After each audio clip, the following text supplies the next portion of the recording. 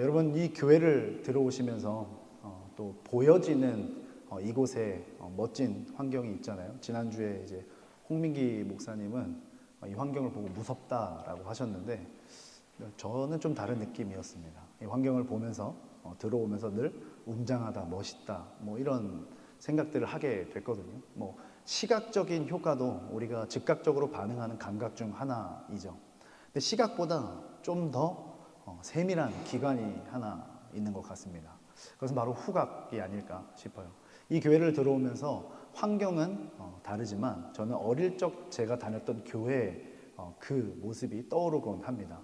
조금 냄새가 비슷해요. 이 원목 의자들에서 나오는 냄새, 오래된 카펫에서 나오는 냄새, 교회가 오래되면서 묵묵히 쾌쾌히 여러 가지 냄새들이 뒤섞인 그 냄새가 저 과거의 냄새를 과거의 저의 기억을 떠올리게 하는 냄새가 되곤 합니다.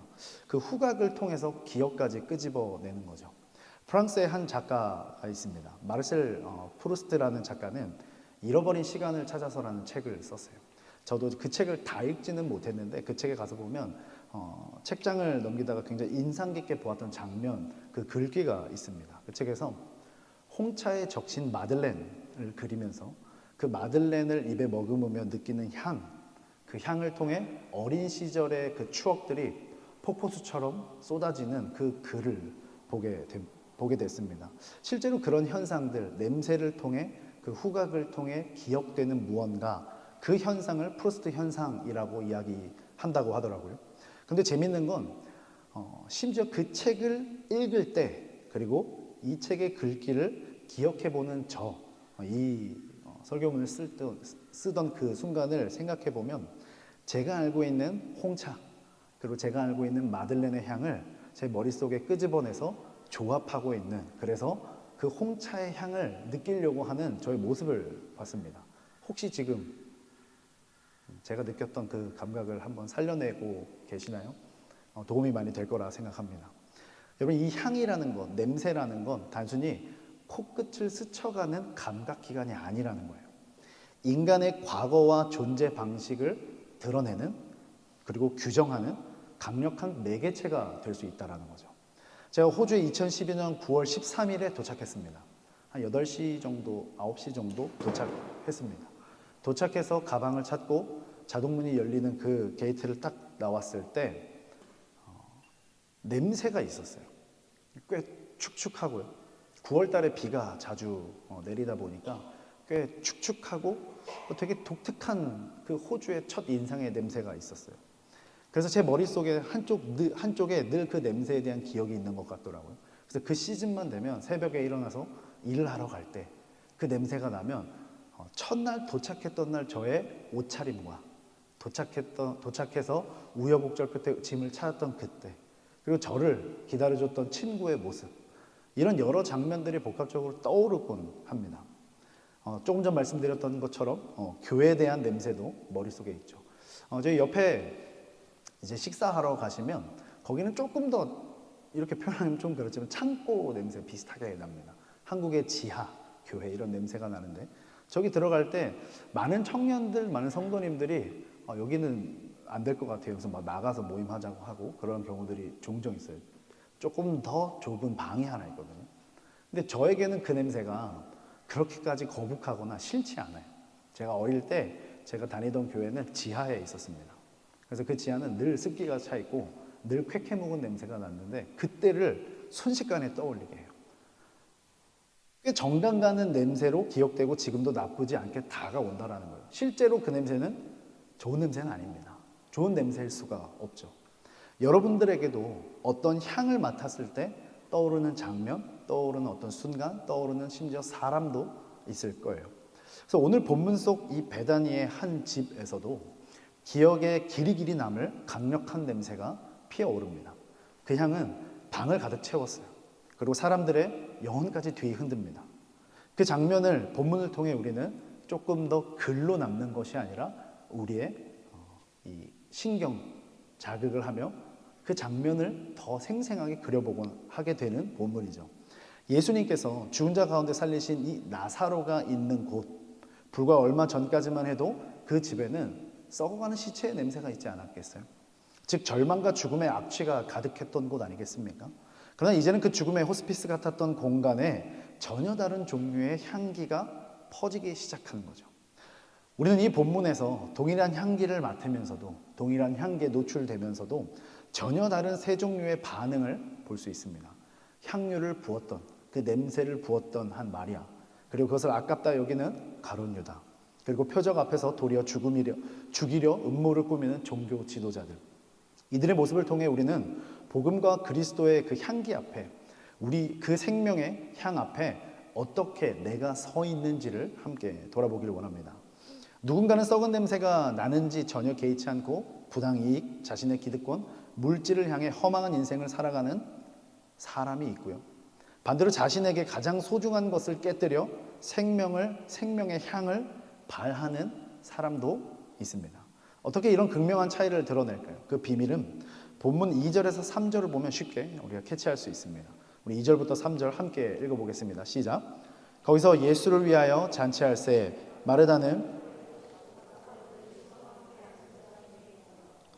마리아는 지극히 비싼 향유 곧 순전한 나드 한 근을 가져다가 자기 머리털로 그의 발을 닦으니 향유 냄새가 집에 가득하더라. 아멘. 여러분, 이 마리아가 가지고 왔던 이 향유, 지극히 비싼 향유를 부은 이 모습에서는 계산을 뛰어넘는 복음의 낭비라 표현할 만한 모습이 아닐 수가 없습니다. 6월절 엿새 전 예수님을 위한 파티가 열린 거예요.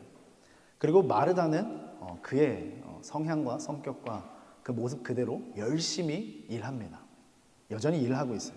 그리고 되살아난 나사로는 지금 어떤 순간을 보내고 있을까요?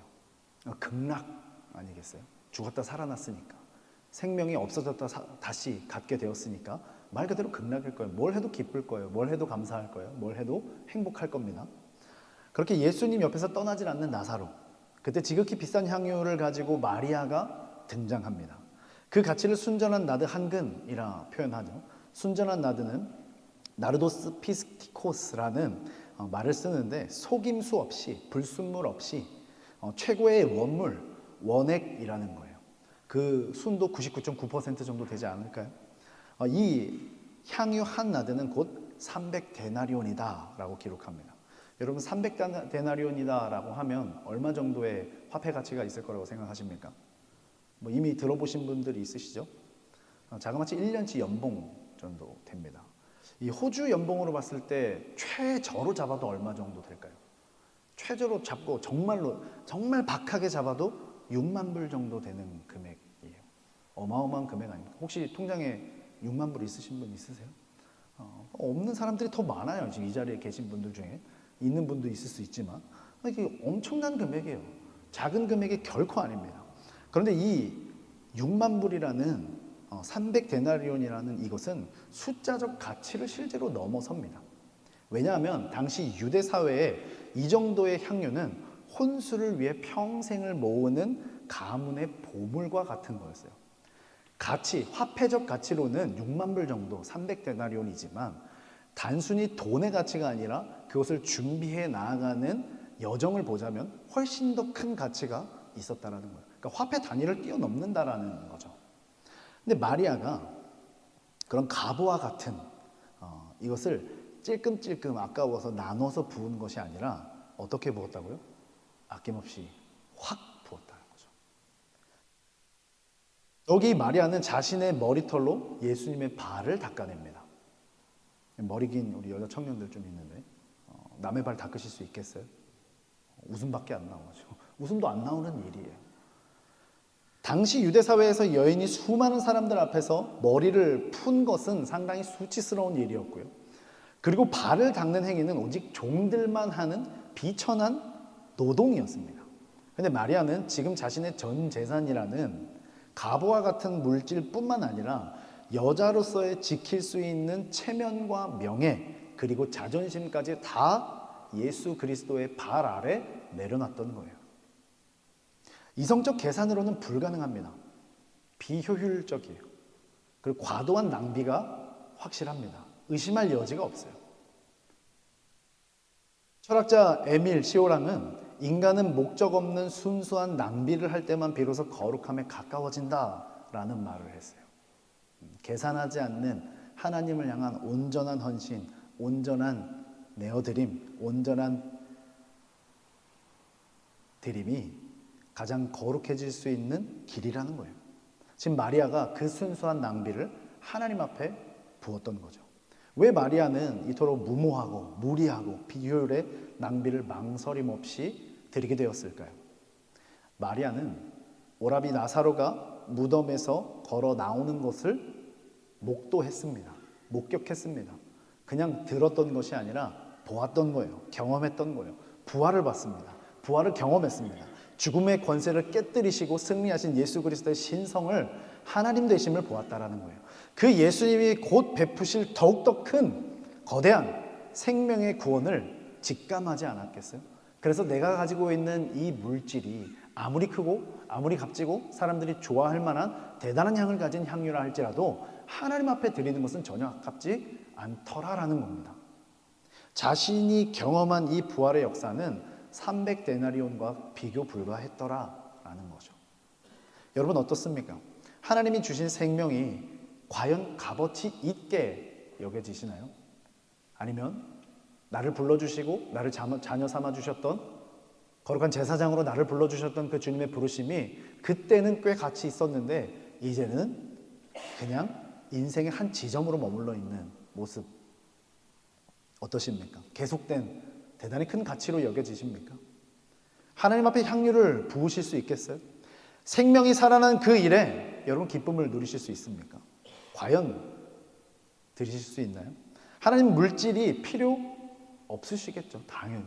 뭐 이런 걸로 트집 잡는 것 자체가 말이 안 돼요. 하나님 필요 없습니다.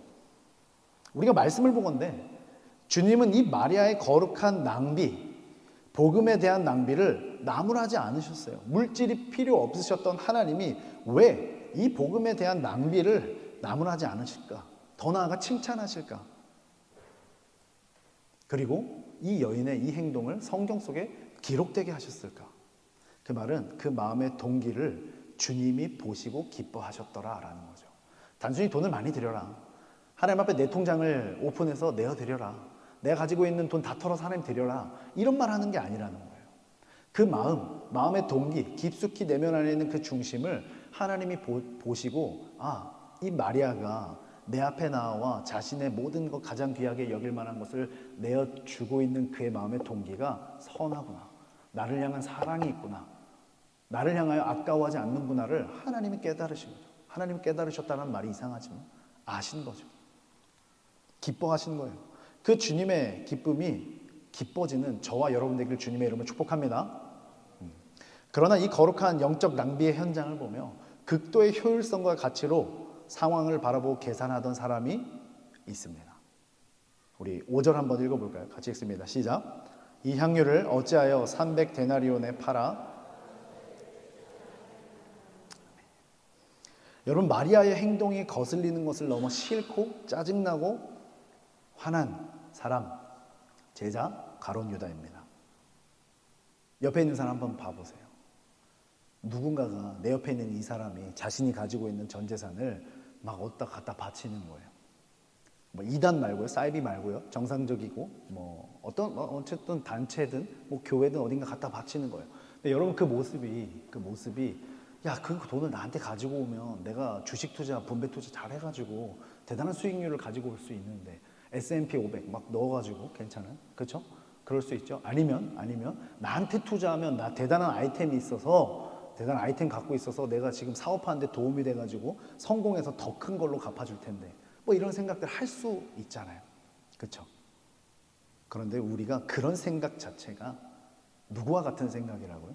본문에 보건대 가룟 유다와 꼭 같은 생각입니다. 여러분 이 가룟 유다의 계산은 효율적이에요. 맞는 말입니다.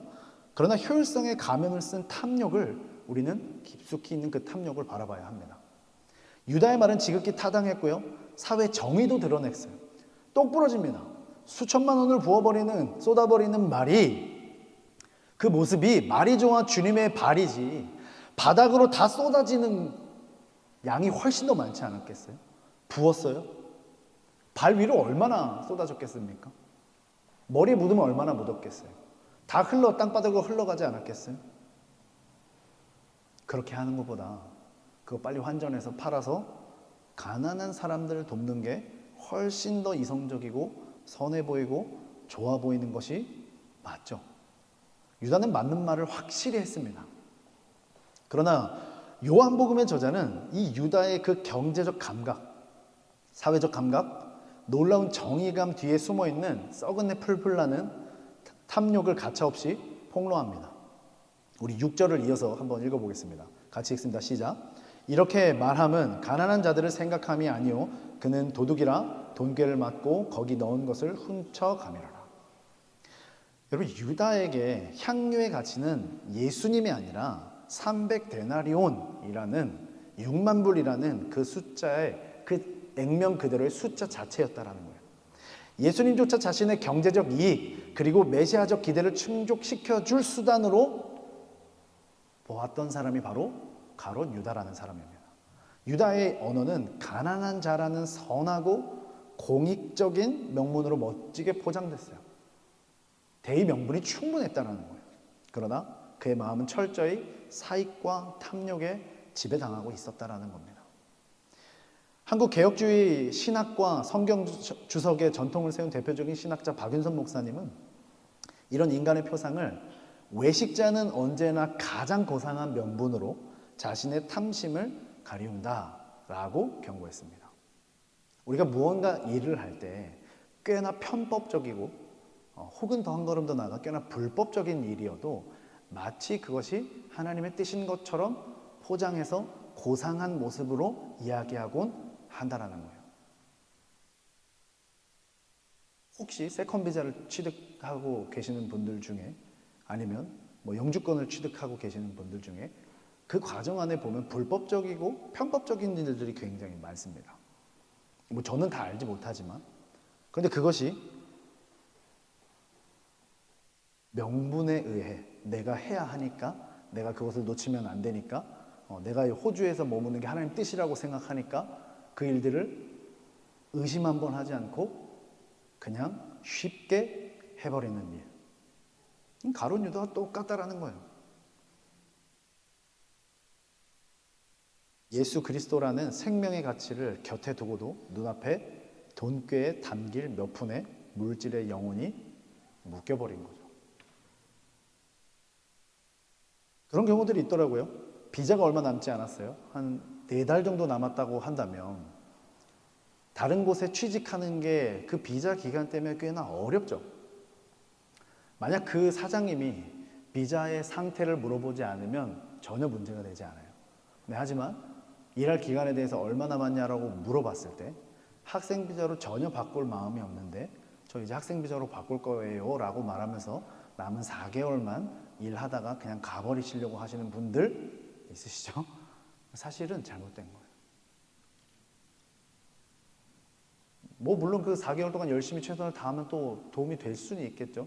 근데 그건 약속이잖아요. 그런 약속을 허물어 버리는 거죠. 여러분, 우리가 교회라는 이런 공동체 안에 마치 유다 같은 모습이 정말 많이 있습니다. 고상한 언어도 그럴듯한 말과 계산, 합리와 효율로 교회의 재정에 대해서 이야기해요. 그리고 하나님 앞에 드린다라고 합니다. 그리고 그 헌금에 대해서 우리는 고백하지만 깊은 내면에서는 유다의 정체성이 피어오르며 탐욕의 냄새를 풍기는 모습이 저와 여러분들 가운데 늘 드러난다는 거예요. 저는 목회자 자녀라서 교회 안에 참 에피소드가 많이 있습니다. 신기하게 이런 구린내나는 모습은 제가 어릴 적 그런 모습 어릴 때도 여전하더라고요. 제가 초등학교 저학년 시절이요. 한 1, 2학년 정도 됐던 것 같습니다. 교회 친구들이랑 교회 근처에서 늘 뛰어놀았습니다. 저는 교회에서 예배를 드렸던 기억보다 뛰어놀았던 기억이 압도적이에요. 그리고 교회에서 대단히 거룩한 모습으로 앉아서 예배를 드렸던 모습보다 장의자에서 누워서 잠을 잤던 기억이 압도적입니다. 그러면 안 되는데 아무튼 놀았어요. 그렇게 하다가 친구들이니까 제가 어릴 때니까 옥신각신 막 싸우잖아요. 그런데 그때 어떤 한 녀석이 저에게 너 내 말 들어. 우리 아빠랑 엄마가 헌금한 걸로 너네 집 먹고 살잖아. 이렇게 이야기했어요. 제가 목사 자녀니까 맞는 말 같긴 했거든요. 근데 진짜 아니었어요, 사실. 당시 교회에서 사례비를 받지 않으시면서 사역을 감당하셨기 때문에 저희 집은 그분들이 주는 헌금으로 먹고 살지 않았어요. 그래서 열받아가지고 두 주먹을 불끈 쥐고, 여기까지만 말씀드릴게요. 당시 그 어린 친구의 말 뒤에 무엇이 숨어 있어요? 내가 이만큼 냈으니 내 마음대로 너를 조정할 거야. 너 따라와. 내가 하자는 대로 해야 돼. 이 지독하고 지독한 계산기가 두드려지고 있는 건 아니겠어요? 그 어린 친구들에게도. 오늘 우리 안에 유다와 같은 모습 꼭 같지 않습니다. 우리 안에 자리 잡고 있는 이 썩은 내 진동하는 탐욕을 내려놔야 합니다. 우리 삶에 가치를 주님께 얼마든지 기쁨으로 내어드리는 저와 여러분들이 되어야 합니다. 그리고 내 것이 내 아님을, 나에게 주어진 물질인 것 같아 내 것인 것 같지만 하나님께서 나의 삶의 주인이라면 내가 가지고 있는 모든 것이 하나님 것, 그것을 인정하는 우리 모든 예배자들에게 축복합니다. 여러분, 재정적 손실 때문에 분노하는 가룟 유다의 모습은 참으로 안타깝고 비극이에요. 그러나 예수 그리스도의 이 살아계심 자체를 지워버리기 위해서 더 큰 음모를 꾸미는 종교 지도자들의 내면에서 올라오는 악취는 이거보다 더 심각합니다. 9절에서 11절을 한번 같이 읽어보도록 하겠습니다. 같이 읽습니다. 시작. 유대인의 큰 무리가 예수께서 여기 계신 줄을 알고 오니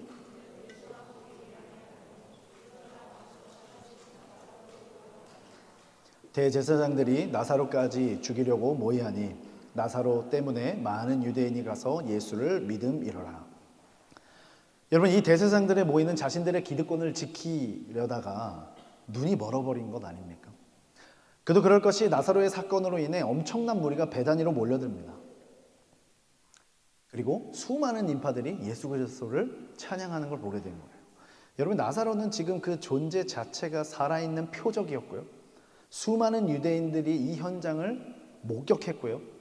예수님을 믿기 시작한 상황, 그리고 그것에 대한 소문이 일파만파 여기저기 곳곳으로 퍼져갔을 것이 분명하잖아요. 이때 대제사장들은 그들의 반응은 경악을 금치 못합니다. 이제 막 살아난 나사로까지 죽이려고 한 거예요. 여러분, 이게 성경에 그냥 글로 여러분 적혀 있으니까 그냥 그런가 보다 하는데 되게 무서운 이야기 아니에요?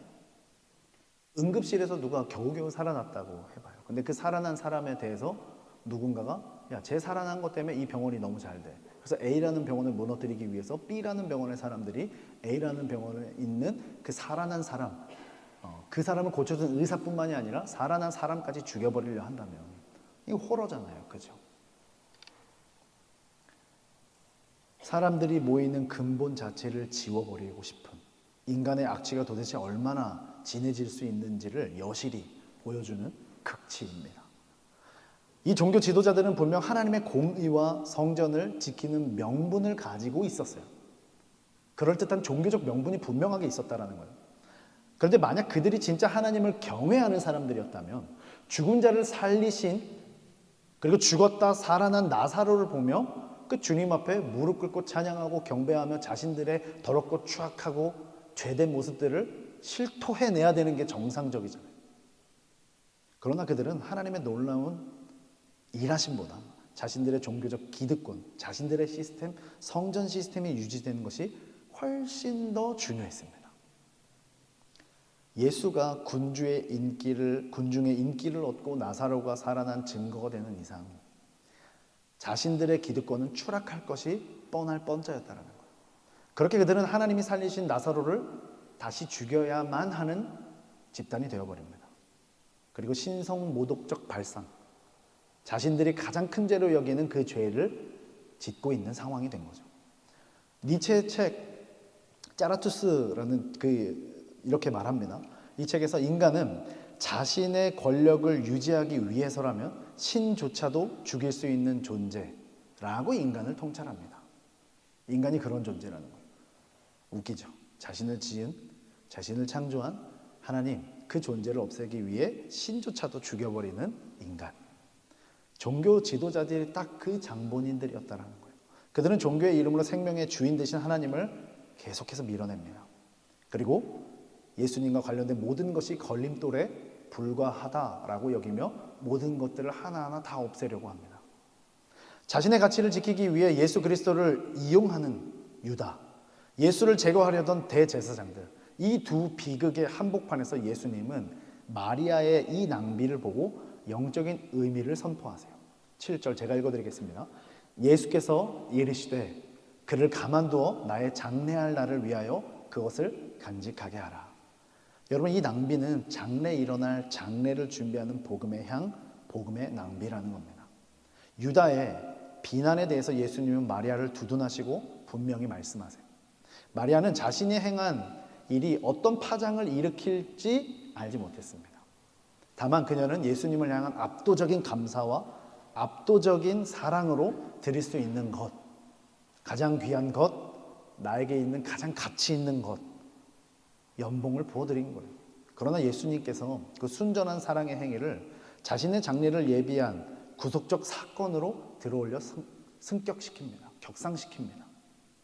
유대 관습에서 시신이 무덤에 들어가기도 전에 살아있을 때 향유를 바르는 경우는 존재하지 않아요. 그러나 예수님은 아셨습니다. 이제 엿새 후면 음모자들과 유다의 배신으로 십자가의 죽음이 들이닥칠 것을, 그리고 숨가쁘게 진행될 처형 속에서 정작 자신의 시신이 아무런 향유도 발려지지 못할 것을 주님은 아셨던 거죠. 마리아가 부은 향유는 인류의 죄를 짊어지고 죽으실 왕의 장례를 미리 신성하게 예비한 유일한 기름 부음이었습니다. 여러분, 예수님께서 마리아가 바친 300데나리온의 향유와는 비교 불가한, 비교할 수 없는 거대한 거룩한 낭비를 저와 여러분에게 베푸시지 않았어요? 우리는 향유를 붓는 것조차 아까워하고 두려워하고 계산하고 비교하고 효율을 따지지만 주님은 그의 피를 우리에게 흘리셨습니다. 하늘 보좌의 영광을 버리시고 창조주가 피조물의 손에 죽어주시는, 그렇게 피 흘리시는 낭비, 주님이 십자가에서 자신의 몸을 깨뜨리시고 물과 피를 쏟으셨을 때, 부으셨을 때 온 인류를 덮고 온 인류 속에 스며들었던 죄, 그리고 저주의 악취, 죽음의 냄새는 영원히 씻겨지는 일을 경험하게 됩니다. 그리스도의 깨어짐, 깨뜨려짐을 통해 생명의 향기가 온 세상에 가득 차게 된 거예요. 여러분들은, 저는 지금 과연 이 베다니의 파티 현장에 있다면 어디쯤 서 계시겠습니까? 유다처럼 이익을 위해 주님을 향한 계산이 멈출 생각을 않고 있는 것은 아닌지, 더 나아가 대제사장들처럼 내 삶의 안위, 내 기득권, 나의 시스템, 그것을 지키기 위해 하나님의 일하심을 외면하고 있는 것은 아닌지. 복음의 은혜를 아는 자는 계산하지 않습니다. 아니, 제대로 계산을 한다면 오히려 무엇을 드려도 부족함을 깨닫게 되지 않겠어요? 드릴 수 있는 한 가장 좋은 것, 마리아처럼 자신의 가장 소중한 옷값을 깨뜨려 주님의 발 앞에 엎드리게 되지 않겠습니까?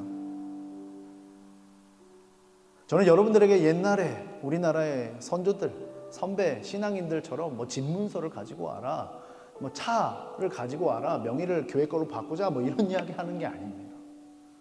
여러분들이 정말로 여러분들 중심에 여러분들을 하나님의 자녀 삼아 주심을 느끼는 하나님의 자녀된 구원의 확신이 있는 자녀로서 나는 과연 하나님 앞에 무엇을 드릴 수 있는가? 내가 정말로 중요하게 생각하고 내가 정말로 값어치 있다라고 생각하고 내게 너무나도 중요하다라고 여겼던 그거 나는 과연 드릴 수 있을까? 하나님은 우리에게 가장 귀하고 가장 값지고 가장 소중한 예수 그리스도를 내어주셨습니다. 그리고 그 예수 그리스도를 깨뜨리십니다. 그리고 그의 보혈을 우리를 향하여 덧입도록 흘러가게 하셨습니다.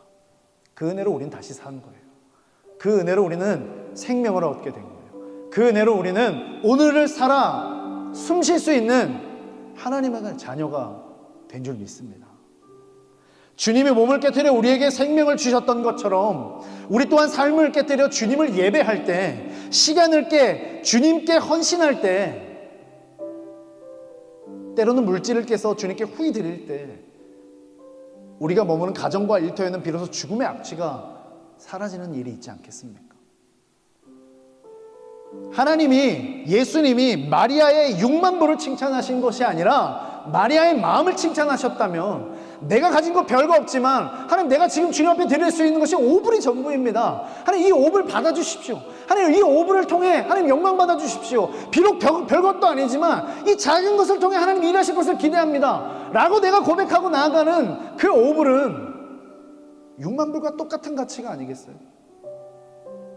아니요, 나 5불도 드릴 수가 없는 상황입니다. 하나님, 그저 나를 받아주시옵소서. 내 육체, 오장육부, 내 팔다리가 다 멀쩡하니까 하나님 앞에 봉사하겠습니다. 주님을 위해 헌신하겠습니다. 죽어가는 영혼을 위해 내가 한 번 더 움직여서 그 영혼을 주님의 몸된 교회로 내가 끌어오겠습니다. 하나님, 그거 받지 않으시겠냐고요.